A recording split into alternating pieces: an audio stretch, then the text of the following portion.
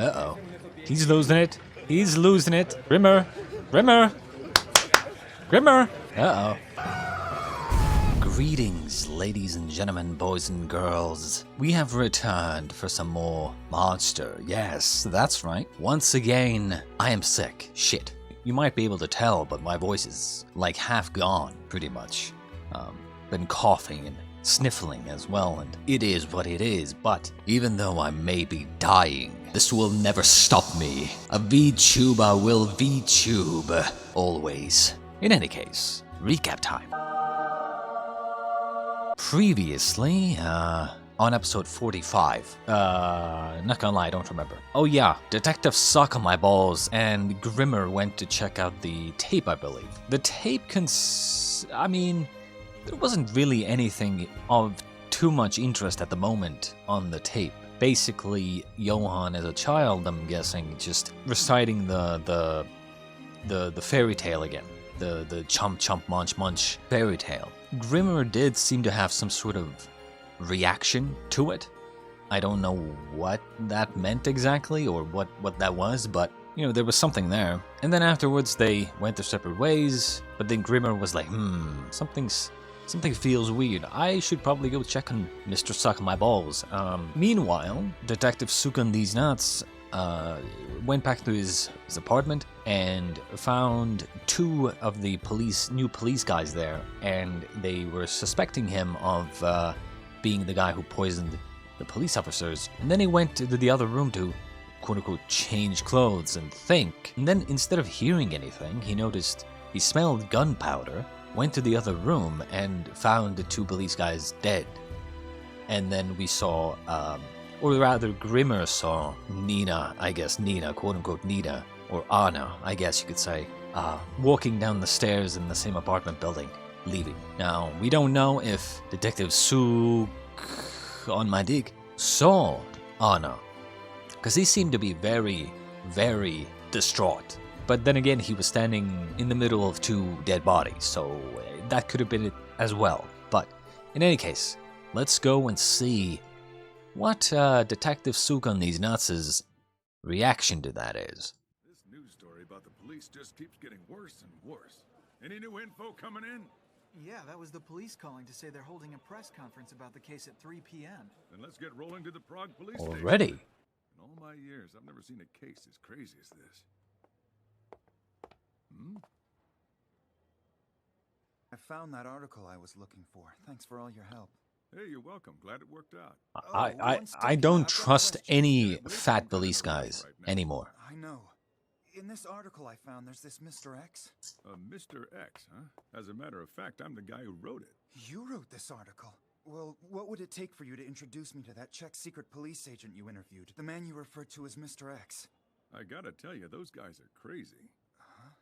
I feel like I really risked my life to do that interview back then. They're still very dangerous. And they're still very active, based on what just went down. I know you've been in here a while, but did you hear the latest update? I mean, have you seen the headlines from this morning yet? Well, Even if you're not from here, if you're trying to do a story on the secret police, you should be following this big story we ran about Detective Suk. Here's a copy of today's final edition. You can read German, can't you? This young guy, Johan and Suk, was working as a rookie detective in the Prague Police Department. After shooting two detectives from a special investigative team who were assigned to keep an eye on him, Suk's run off somewhere. He's flown the coop. Okay, so he ran. Okay. I mean, I suppose it's kind of a gamble.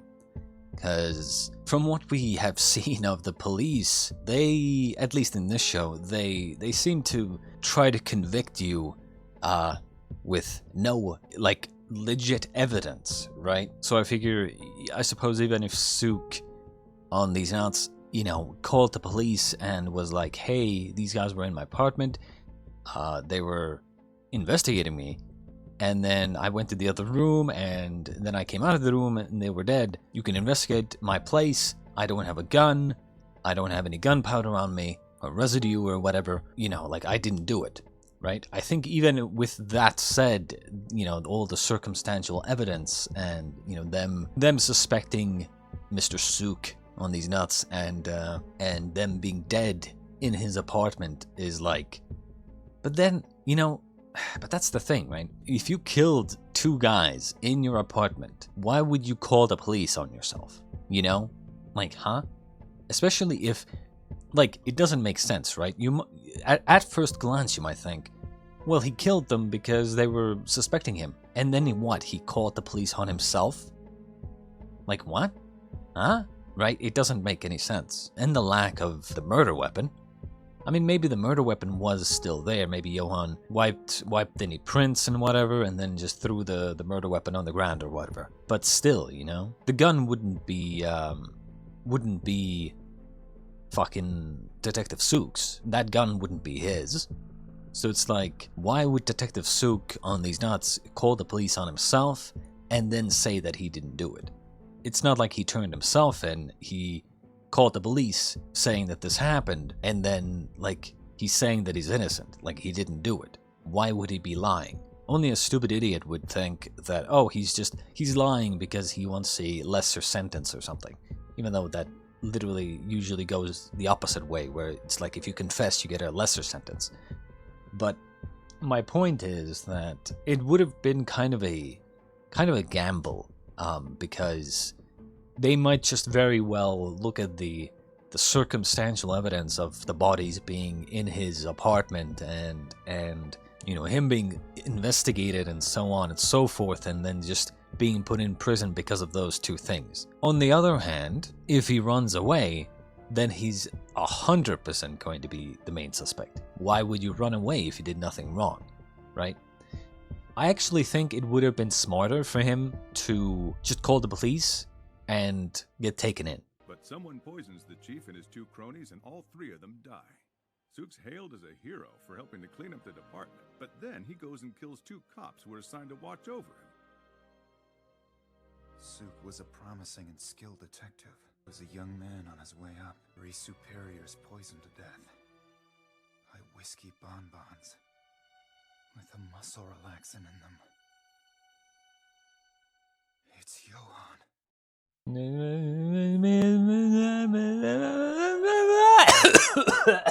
Excuse me.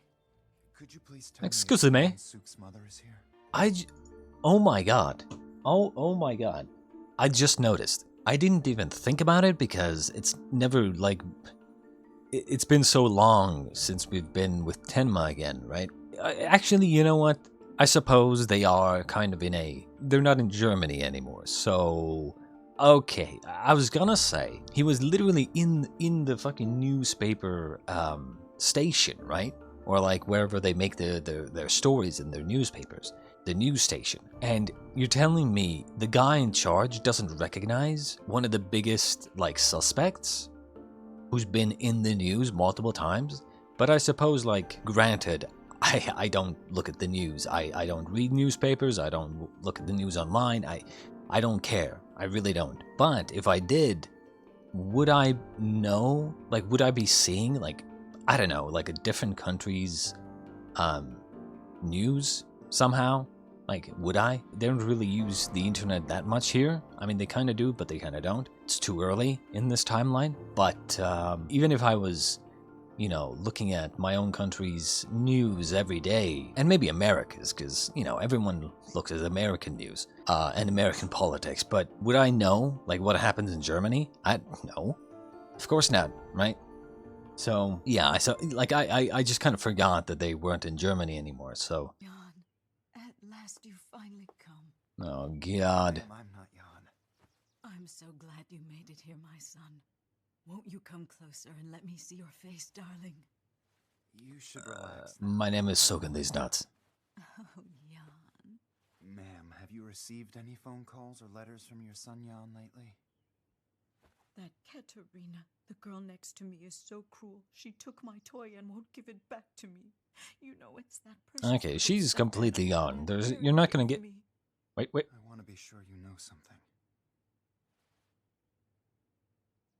Your son is an honest cop, and he's innocent. Well, I'll be going now. Hold on. Tell the truth. I have a hunch you've been playing there again, weren't you, Jan? You always liked playing cops and robbers at that same place. Come on, bro. You can do better than this. They can do better than this. I know they can. This is once again a bullshit coincidence. Don't do that. I know you're better than this, monster. I know you're better than this. Don't do these coincidences. Coincidences in shows are bad. You can have one coincidence leading into a big event, sure. But don't do coincidences after coincidences. Like, don't do, oh, how does the main character figure out where to go next? Coincidence happens that gives them the clue that they use to figure it out.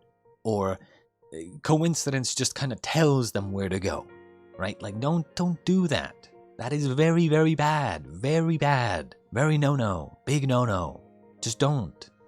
You can have other ways where information drops into the lap of the main character. You can.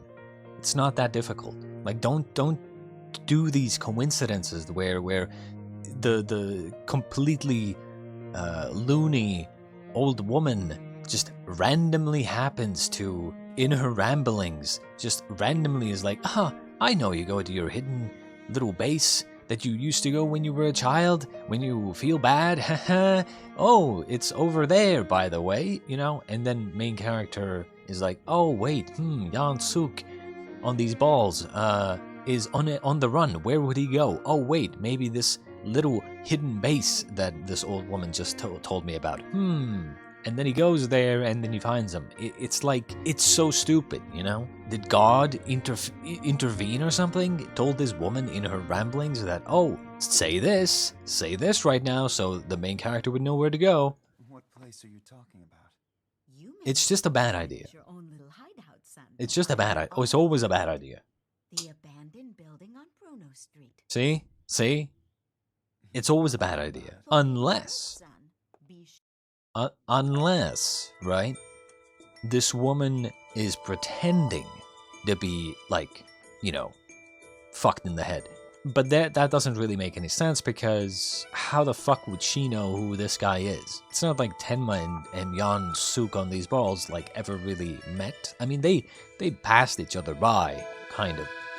But they don't know each other, which means bullshit coincidence. Unless. Once upon a time, in a land far away, Nope, there she's. lived a nameless monster. Oh my god, every bloody time. Monster was dying to have a name. Once upon a time, in a land far away, there lived a nameless monster. Who the fuck is narrating that? And where'd she get that from? Dude, this has got to be some sort of mind control, not mind control, like brainwash, like hypnotism or something. Tell me, are you concerned someone will find that tape and research papers from the safety deposit box that I sent to my mother? Well, one thing's for certain. They're a lot safer with your mom than if we had them here with us. After reading all about what happened, I have to say it's amazing to me how much your situation reminds me of that other incident. It's uncanny. What incident? I'm referring to something that happened in Dusseldorf about 10 years ago. This one hospital's director and 2 other doctors died after ingesting poisoned candy. The main suspect at the time was a promising young neurosurgeon. What ended up happening to him? Poor guy's been on the run ever since. He's still trying to prove he's innocent. Our infamous blonde beauty. But even if that woman really is the murderer, if we can't find her, we have nothing! Calm down, Suk. No! Are you saying that from now on we're stuck being on the run? Why did all of this happen to me? What the hell did I ever do to deserve this crap? This moment on, you expect me to just disappear off the face of the earth? Gentlemen, this case is a real tough one. But all of us must do our very best. In the name of justice, we must prevail today. We can't let... Justice, I am justice. Feels like old times. You're still a fugitive, by the way. What the fuck? On these nuts! Stay still. Who the fuck? Who? Who? We're surrounded. Who? Don't worry, Suk. I got you. Let's get you away from the window and behind this desk. I can't even stand. That's fine. You're probably in shock. Question Yeah. is who shot at us. See, this is what happens when you get shot, okay? That's what happens when you get shot, okay? Or stabbed. I'm just saying. To borrow your gun.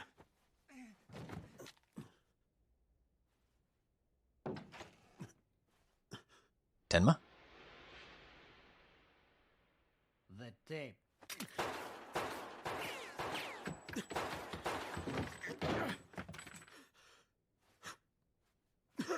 Tenma, we need Tenma right now.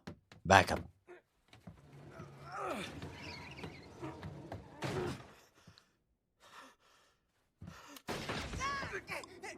Jesus, bro. Can we not? Can we?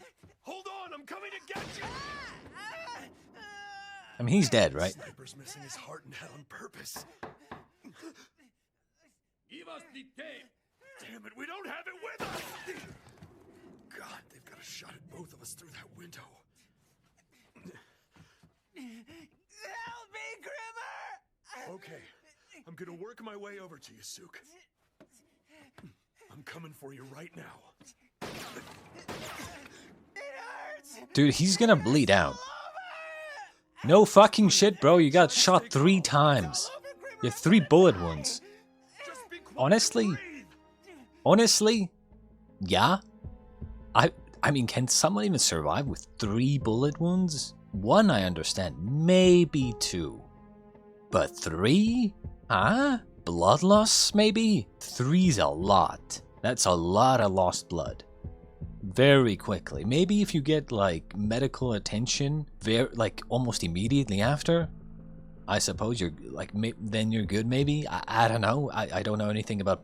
I'm not an expert. But 3 bullet wounds, and it wasn't like they were, like grazes or anything. Straight up, just bullet holes in your body. That's, like...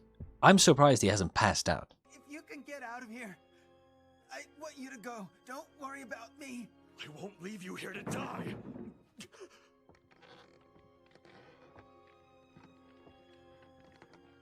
Come on. We need Tenma. They're speaking in Czech, but what in the hell? Tenma can save them right now. Tenma's a doctor. He can patch them up somehow. The tape. Come on, Tenma. Tenma, be our superhero. Come on. Calm down, Grimmer.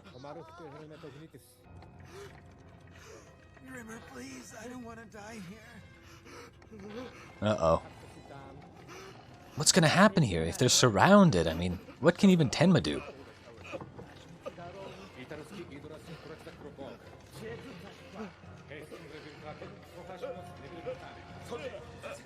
Uh-oh.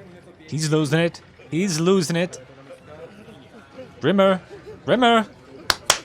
Grimmer. Uh-oh.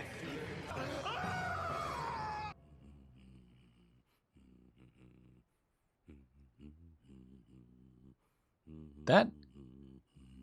Ooh. I mean, okay, that's cool, but... little mistake. Little mistake. Just a little one. It's not a big deal, but... And it can be explained away, I suppose. But... You see this? See this? When we saw the sniper shoot at Grimmer, or in Grimmer's direction, we saw the bullet hit the ground that he was standing on. Like when Grimmer was trying to like crawl toward Detective Suk on these balls, the bullet hit the ground as if the sniper was somewhere above, looking down into the window, right? That's why the sniper had so much like area to shoot into. But here, the window is above, which means there's no way the sniper would have been able to shoot into the ground. See? Small details. Small details. Now the way you can explain it away is he changed position. But why would he go from the high ground to low ground? That makes no fucking sense, right? So just a small little attention to detail problem. Unless it was a different sniper. That could also be the case if there was 2 snipers. Can you speak German? Yes, a little. Who are you aiming at over there? Wait, who in the hell are you? Answer my question. We took care of them. We're done. 2 of our guys charged that building. The detective and tall guy have already been wiped out. No, I think they're still alive. Maybe. Smart though from Tenma to actually like check the area first before going in. I mean, they must have gotten in. They must have like, you know. But then again, why was the sniper still there?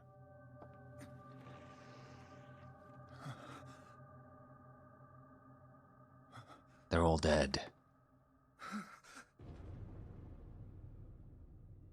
Okay, I guess he... I mean, I guess he did just take him somehow with his bare hands.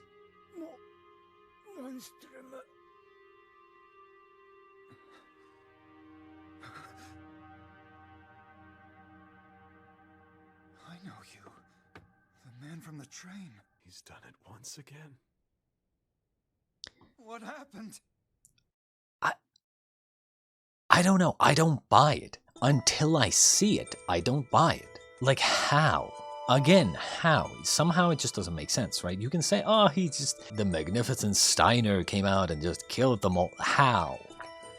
You can't just say, oh, he just did it. If he just did it, why not just show it? You know, I'm expecting some realism from the show, right?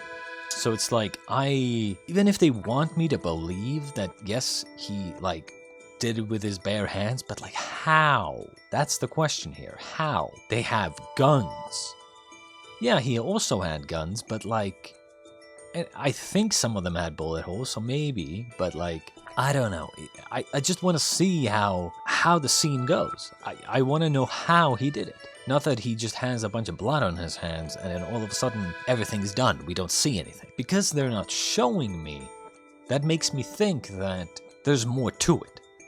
Like they want me to think that Grimmer is the magnificent, or Grimmer has the magnificent Steiner in his body or whatever, and then when he, like, you know, loses his shit, you know, he goes full on like 007 Steiner, Mr. Massacre on their asses, right? But I don't know. I just... Hello, Dr. Tenma. Because they don't show it, I'm thinking there's more to it. Could you save his life, please? Who did this? Do you know? Guess it was probably me. Or my other half, rather. The one that's deep down inside of me. See, Doctor, I was one of those special children at 511 Kinderheim. Ah, yes. Yep. So, yeah, okay, so I'm thinking that this whole chomp chomp munch munch thing is some sort of like deep brainwashing thing where it kind of creates like a I don't want to say second personality, but like some sort of mental state that ends up just being like the magnificent Steiner, right? If it takes over, if something pulls that like conditioning out, you can turn into some sort of like killing machine essentially, or something. For Grimmer, maybe because he was like a survivor of 511 Kinderheim, maybe the conditioning for him is like kind of half open. Because, I mean, that's the thing, right? All the people in 511 killed themselves and each other, right? So I'm guessing that Johan put the fucking conditioning into them somehow and then activated it, and then they killed each other. And then maybe Grimmer survived somehow, right? But the conditioning had already kind of activated already, so it's kind of always active whenever he like passes out or whenever he loses his shit for some reason. You know, the conditioning kind of takes over and he just, you know, whatever, kills everybody. But then again, we haven't seen any of this. We haven't seen him actually do anything. Just a lot of blood, so, I mean, who knows? But that's kind of the theory right now. I was glued to that TV whenever I had the chance to watch the magnificent Steiner in action. The main character on the show was a frail young man. The bad guys would always corner him at the worst possible moment. But before you knew it, the magnificent Steiner would appear and flatten all the villains. I didn't realize it at first, but the magnificent Steiner started showing up in my life for real. Whenever I was in real danger, he'd appear and rescue me. He would defeat all the bad guys. The only vivid memory that I still have from being a child was watching the magnificent Steiner on TV. That's it. All of my other memories were taken away. Every last one of them wiped clean out of my mind at 511 Kinderheim. I've treated him as best I can. Thank you, Doctor. That sling I tied on him should keep enough pressure on it to stop the bleeding. That's all I can do for now, but he's in shock. We have to get him to a hospital as soon as possible. Mr. Grimmer, you just said that your past doesn't involve me. But it does, more than you can know. Especially 511 Kinderheim. I'm hoping that Tenma and Grimmer are gonna join forces. What? Well, what's wrong? These guys have already received first aid, and proper first aid at that. Wait, you're saying somebody already took care of him? It's a sad state of affairs. Suk's innocent, huh? He is. I wonder if I should go and testify. So then, Dr. Tenma, how on earth did you know Can we talk about what you were saying earlier? Please. There's something I need to know more about, Grimmer. 511 Kinderheim. Actually, I don't really remember being there. I can only remember the fragments. Dark hallways. A stain on the ceiling. The sound of doors squeaking. The smell of my moldy bed. Ew. The memories came back to me at least a little bit. After I was finally freed from that orphanage, there was some man playing the father figure. And a woman to play the mother, too. They taught me languages there. Trained to be a spy? I must admit, the schooling they gave me did serve me pretty well. The toughest thing to master was just learning how to smile. Now then, we have to go to the hospital where they're keeping Suk. Mr. Grimmer, they had your picture in the paper. They want you as a witness in this case, you know that. I know, but I'm the only one who can prove Suk's innocence.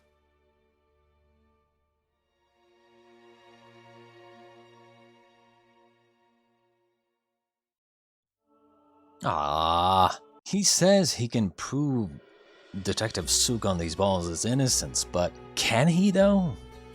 He wasn't there. Yeah, he saw the woman, but like, again, some woman who walks down the stairs, it could be just a different woman, you know? Even if Grimmer says that, okay, that woman, like, there was a blonde, pretty woman walking down the stairs past him from the crime scene of the earlier two police guys in Suk's apartment, right? It's not like he saw the first woman in the old guy's apartment, which means that there's no way for him to be like, oh, it was the same woman.